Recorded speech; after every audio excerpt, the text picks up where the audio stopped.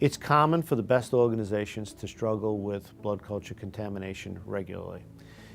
It's a matter of consistent education, surveillance, monitoring, reviewing technique, and it's human nature that not every specimen is obtained exactly the same way. But our patient population and some of the conditions we're operating under with the nature of the patients we take care of makes it very challenging despite good monitoring, quality, safety, and education.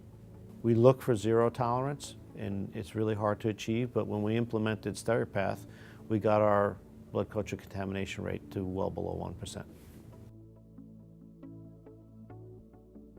Blood culture contaminations are a problem for me as a physician because it creates difficulty for the patient.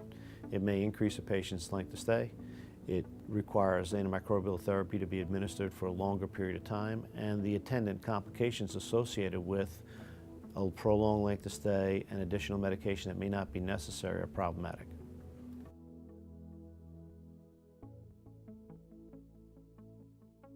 When you're doing blood culture testing, what I expect as a physician is near perfect results. In other words, you do not want any false positive tests. You want the specificity of your test to be really good, over 99%.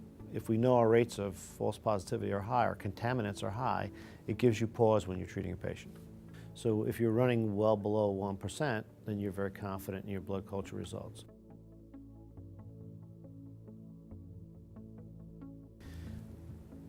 Bringing our false positive blood culture rate or blood culture contamination rate down to 0.5% has improved the quality of care for our patients tremendously.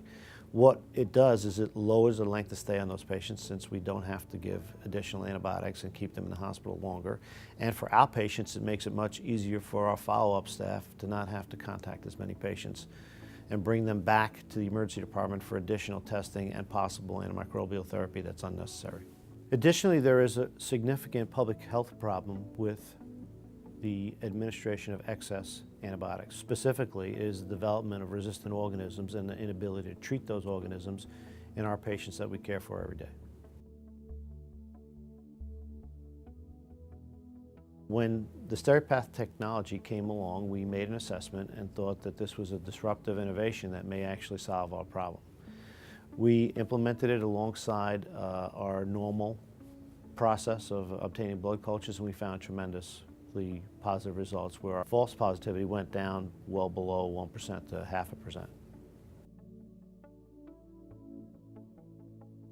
One of the reasons our Steripath adoption went really well is because Magnolia had specialists at our hospital 24 hours a day for the first week, training staff and observing and making comments about their technique to assist them to use the device properly. That was a tremendous advantage as we started the program.